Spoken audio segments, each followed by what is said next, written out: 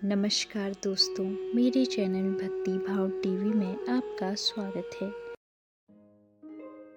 नमस्कार दोस्तों, मेरे चैनल भक्ति भाव टीवी में आपका स्वागत है। तो दोस्तों, आज की इस वीडियो में मैं आपको बताने वाली हूँ महाभारत का एक रहस्य। महाभारत में कर्ण अगर नहीं बोलते सत्य तो एक नाग ले लेता अर्जुन के प्राण। महाभारत कथा के अनुसार एक बार कर्ण ने अर्जुन की जान अश्वसेन नाग से बचाई थी। अश्वसेन अर्जुन ने बदला लेने के लिए रणभूमि पर आया था, लेकिन कर्ण ने अश्वसेन के सामने ऐसा सत्य बोला जिसे सुनकर अश्वसेन नाग अर्जुन को बिना नुकसान पहुंचाए वापस लौट गया। इस तरह कर्ण के सत्य ने अर्जुन के प्राण बचा लिए थे। महाभारत केवल कौरव और पांडवों की कहानी ही नहीं, बल्कि इसमें हर एक पात्र की अपनी अलग कहानी है। जैसे महाभारत में कई ऐसी कहानियां हैं जिनके बारे में बहुत कम लोग जानते हैं। इनमें से एक कहानी है अश्वसेन की। अश्वसेन के बारे में बहुत कम लोग जानते हैं कि अश्वसेन एक नाग था। एक घटना के कारण अश्वसेन अर्जुन का शत्रु बन गया था। उसके जीवन का एकमात्र लक्ष्य अर्जुन को मारना था। आइए विस्तार से जानते हैं अश्वसेन नाग अर्जुन को क्यों मारना चाहता था और उसने अर्जुन को मारने की क्या योजना बनाई थी। कर्ण ने नाग से कैसे बचाए अर्जुन की जान। अर्जुन ने खांडव प्रस्थ में लगाई थी आग। महाभारत की कहानी के अनुसार कौरव और पांडवों में जब सिंहासन और जमीन के बंटवारे को लेकर लड़ाई चल रही थी, तो पांडवों को शांत करने के लिए दुर्योधन ने पांडवों को खांडव प्रस्थ दिया था। खांडव प्रस्थ की जमीन घने वनों से ढकी होने के कारण रहने लायक नहीं थी। यहाँ रहने के बारे में कोई सोच भी नहीं सकता था। ऐसे में श्री कृष्ण ने अर्जुन सहित बाकी पांडव भाइयों को सलाह दी कि वे खांडव प्रस्थ को रहने लायक जगह बनाएं। इसी क्रम में अर्जुन ने खांडव प्रस्थ के सूखे वनों में आग लगा दी। इस आग में झुलसकर मर गई अश्वसेन की मां। महाभारत की कथा के अनुसार अर्जुन ने यह आग विनाश के लिए नहीं बल्कि नव निर्माण के लिए लगाई थी, लेकिन इस आग में अश्वसेन नाग की मां झुलसकर मर गई। अश्वसेन किसी तरह बचने में कामयाब हुआ, लेकिन उसके मन में हमेशा के लिए अर्जुन को लेकर घृणा आ गई। अश्वसेन के जीवन का लक्ष्य अर्जुन को मारना बन गया। अश्वसेन मौका देखकर अर्जुन पर वार करने के प्रयास में लगा रहता, लेकिन अश्वसेन अर्जुन को मारने में कभी सफल नहीं हो पाया। अश्वसेन ने कर्ण को बताई थी अपनी कहानी। महाभारत में जब कर्ण और अर्जुन युद्ध में आमने सामने थे, तो अश्वसेन ने अर्जुन को मारने की योजना बनाई। जब कर्ण ने अर्जुन पर बाण चलाने के लिए अपने तरकश से बाण निकाला, तो अश्वसेन उस बाण पर लिपटकर अपने सूक्ष्म रूप में बैठ गया। कर्ण ने अश्वसेन को बाण से हटाकर फेंकने की कोशिश की, लेकिन अश्वसेन बाण से हटने को तैयार ही नहीं था। ये देखकर कर्ण समझ गए कि यह कोई साधारण नाग नहीं है। कर्ण ने अश्वसेन से अपना परिचय देने के लिए कहा। कर्ण के पूछने पर अश्वसेन ने अपना परिचय देते हुए कहा, मैं खांडव प्रस्थ वन में रहने वाला अश्वसेन हूँ। अर्जुन से बदला लेने आया हूँ। ये कहकर अश्वसेन ने अपनी पूरी कहानी कर्ण को बता दी। कर्ण को अश्वसेन ने बताई अपनी पूरी योजना। अश्वसेन की कहानी सुनकर कर्ण को बहुत दुख हुआ, लेकिन वे अश्वसेन के लिए कुछ भी करने में असमर्थ थे। इसलिए उन्होंने अश्वसेन से पूछा कि उनके किस काम से उन्हें शांति मिल सकती है। कर्ण का प्रश्न सुनकर अश्वसेन ने उत्तर दिया कि वह अर्जुन को मारने के लिए ही कर्ण के तरकश में जा बैठा था। अश्वसेन ने आगे कहा कि उसे अपने बाण पर बैठने दे।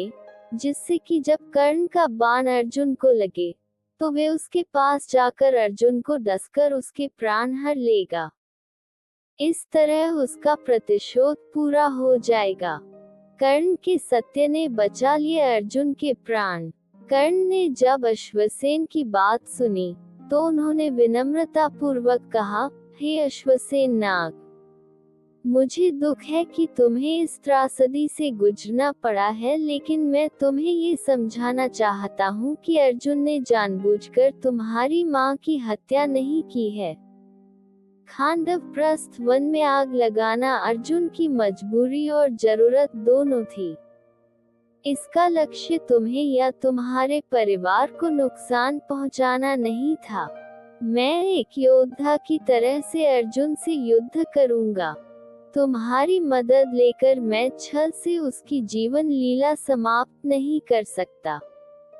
एक योद्धा का कर्तव्य युद्ध करना और सम्मानपूर्वक जीत या वीरगति को प्राप्त करना होता है।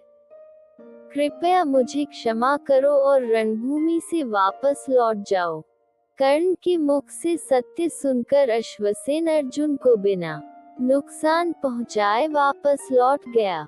कर्ण के लिए अर्जुन शत्रु था, लेकिन फिर भी बिना किसी नकारात्मक भाव के अर्जुन ने सत्य बोलकर अर्जुन के प्राण बचा लिए।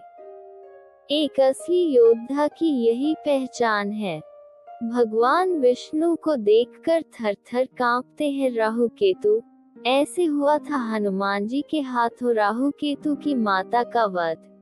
राहु और केतु का गोचर 18 मई यानी रविवार को हो चुका है। दोनों ही ग्रह स्वभाव से क्रूर माने जाते हैं और वक्री चाल चलते हैं। ज्योतिष में राहु और केतु को छाया ग्रह माना गया है। जहाँ राहु शीश है तो वहीं केतु धड़ है। आइए जानते हैं राहु और केतु की ये दशा किसने की थी और क्यों की थी। साथ ही जानिए राहु की मां का हनुमान जी ने क्यों वध किया था। राहु और केतु ने 18 मई को राशि परिवर्तन किया था। वैसे तो इन दोनों ग्रहों के पास किसी भी राशि का स्वामित्व नहीं है, लेकिन ये वक्री चाल चलते हुए प्रत्येक राशि में 18 महीने रहते हैं। ज्योतिष शास्त्र में राहु और केतु को छाया ग्रह का दर्जा प्राप्त है। इन दोनों ग्रहों को क्रूर ग्रह माना जाता है और ये दोनों भगवान विष्णु से थर-थर कांपते हैं, क्योंकि उन्होंने इन्हें सबक सिखाया था। वही भगवान विष्णु के अवतार राम जी के दूत हनुमान जी ने इनकी मां का वध किया था। आइए जानते हैं राहु केतु के बनने की कहानी और उनकी मां का वध हनुमान जी ने क्यों किया था। हनुमान जी ने राहु की मां का यूं किया अंत। पुराणों के अनुसार राहु का असली नाम स्वरभानु है, जो सिन्हिका और विप्रचित्ति के पुत्र हैं। राहु की मां सिन्हिका उसी हिरण्यकशिपु की पुत्री थी, जिसका वध करने के लिए भगवान विष्णु ने नरसिंह अवतार लिया था। और राहु की मां सिन्हिका का वर्णन सुंदरकांड में भी आता है, जिसमें भगवान विष्णु के अवतार प्रभु राम के दूत हनुमान जी लंका जाते समय सिन्हिका का वध करते हैं। दरअसल लंका से ठीक पहले रावण ने समुद्र में सिन्हिका नामक राक्षसी को बैठाया था। वह आसमान में उड़ने वाले जीव जंतुओं की परछाई को पकड़कर खींचती थी और पानी में डुबोकर मार देती थी। उसने मां सीता की तलाश में लंका जा रहे हनुमान जी की भी परछाई पकड़ने का प्रयास किया। तब हनुमान जी ने सिन्हिका के सिर पर घूंसा मारा। वह हनुमान जी के प्रहार से परास्त हो गई। राहु केतु कैसे अस्तित्व में आए। राहु के 100 भाई थे, जिनमें वह सबसे बड़े थे, जबकि उनकी एक बहन भी थी, माहिष्मति। स्वरभानु से राहु और केतु बनने की कहानी भी दिलचस्प है। दरअसल समुद्र मंथन के दौरान जब अमृत निकला था तो भगवान विष्णु ने मोहिनी रूप धारण करके देवताओं और दानवों को एक एक पंक्ति में बैठाया था। तब मोहिनी असुरों को मदिरा पिला रही थी और देवताओं को अमृत। राहु को इसकी भनक लग गई और वह चुपचाप देवताओं का रूप धरकर सूर्य और चंद्रमा के बीच जाकर बैठ गए। सूर्य और चंद्रमा ने मोहिनी को इस बारे में बताया तो भगवान विष्णु अपने मूल स्वरूप में आ गए और स्वरभानु का सिर सुदर्शन चक्र से काट दिया। बताया जाता है कि स्वरभानु ने तब तक अमृत पी लिया था तो उसका सिर और धड़ अलग अलग हो गए और ब्रह्मा जी से राहु केतु को ग्रह का दर्जा मिला, जिसमें सिर का हिस्सा राहु और पूंछ का हिस्सा केतु कहलाता है। वही ज्योतिष में राहु और केतु की सूर्य और चंद्रमा से दुश्मनी मानी जाती है, इसलिए ये सूर्य और चंद्रमा को ग्रसते हैं, जिससे ग्रहण भी कहा जाता है। राहु के शुभ और अशुभ प्रभाव। राहु के स्वरूप की बात करें तो इसका मुंह भयंकर है और काले रंग का है। राहु गले में माला पहनते हैं और उनके शरीर में काले वस्त्र हैं। राहु की सूर्य और चंद्रमा के साथ साथ मंगल से भी दुश्मनी है। राहु को हिंसक और शरारती माना जाता है। ये क्रोधी और आक्रामक ग्रह है। राहु के अशुभ प्रभाव हो तो तनाव, बुरे विचार, सपने, सेहत में दिक्कतें आदि का सामना करना पड़ता है, जबकि राहु के शुभ होने पर जातक हिम्मती होता है। समाज सेवा में उसका मन लगता है। विदेशी भाषाओं में रुचि होती है और शासन प्रशासन में उच्च स्थान मिलता है। चूंकि राहु का सिर्फ सिर होता है, इसलिए राहु के प्रभाव में आने वाले जातकों की बुद्धि तेज होती है। केतु के शुभ और अशुभ प्रभाव।